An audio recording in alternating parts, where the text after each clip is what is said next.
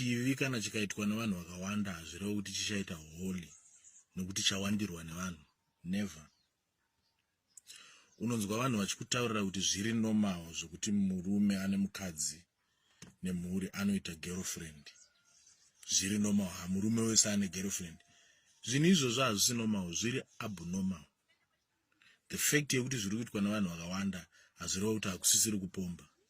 Kupomba ende unonotsva. Makawanda kudaro muri line kudaro munonotsva. Kubvunza munhu unonzwa achikutaura kuti madhimoni mambo, madhimoni acho. Ndara dhimoni harinyengere munhu mukadzi. Haikona kuda kunyepera dhimoni. Mukadzi unonyenga wega. Ndiwo unonyengetedza netumari kutoburitsa tumakoini tumasirivha uchida kunyengerera chete kuti uite upombwe. Pese pauri kunyengerera apa hapana dhimoni riri involved. Dhimoni rinotozokuhaka kana wanorara nemukadzi asiri wako. Nhau yekurarara nevakadzi vakasiyana siyana inoita kuti uite rombe spiritually and physically. Kana uchida kugara une relationship yakanaka naMwari nengirozi, ita mukadzi wanu. Izvi zvetsvina izvi mosiyana nazvo.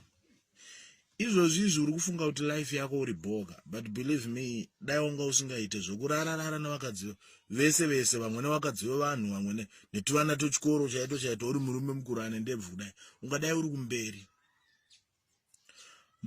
Munhu anoleka self respect murume mukuru zvokusvikira pakungobvisira munhu wese hembe. Nezidumbu rawina rero wabvisa hembe apo ukashama apo bvisa hembe. Netuvana twechikoro twese unenge uchingoshamira tuvana twechikoro murume mukuru. Kunyara unobvei, kuzvibata unobvei. Uendere kugehena nawe kuti zviri normal, zviri kuitwa nemurume wese. Gehena riri normal. Igehena kaire kupomba iri. Normal gehena nokuti mawanda vanhu vari kuita izvozvo. Kuwirirana naMwari nengirozi, kuva nemukadzi mumwe chete. Those people, they are a blessing and they attract blessings from heaven. Kana muchivabata zvakanaka. If you treat them well, kana ari one, vakangoita vaviri vakadzi, those people can be devilish, even more than the devil himself. Izvozvi girlfriend rako rumboziva kuti izvozvi siku nesikati anenge achitoshuwira kutogaya kuti dai madhamu vako vafa. Mai vevana vako ivo vari kutoti dai vafa kuti iye dai agara newe. Saka unoti munhu iye haasi devilish. Idzo menta pfungwa dzekutaura kuti ari right, ane moyo nevanhu. Uye ndakazowana munhu chaiye. Uri kuzviwanepi? Munhu chaiye anoda kuti iwe usiye mukadzi nevana uchinogara naye. Hunhu chaihwo wahuwana papi papo. Hausi kuona kuti wakadzungaira. Ndoufuza hwacho kaiwo.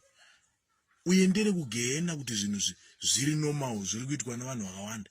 Ndara nyange mukazviita muri billion, nyange the whole world tikazviita pakasara munhu one, hazvireva kuti chivi ichocho chaholy. Unotambura pamweya nepanyama. Mukadzi akaita mumwe chete unoropafadzwa naMwari. Ende chinoita kuti vakadzi vade kuswedera padhuze newe inonsense dzaunenge uchitaura pamusoro pemukadzi wako. Kune mamwe mazirume kuti akangosvika pane vanhu so anotanga unyeya mukadzi wake. Hauna kukwana wakadzungaira. Mai vevana vako unoenda uchinotaura kuvanhu. Saka kana vakuzokuitira mastaira manje wakuti waedzwa. Washora kamukadzi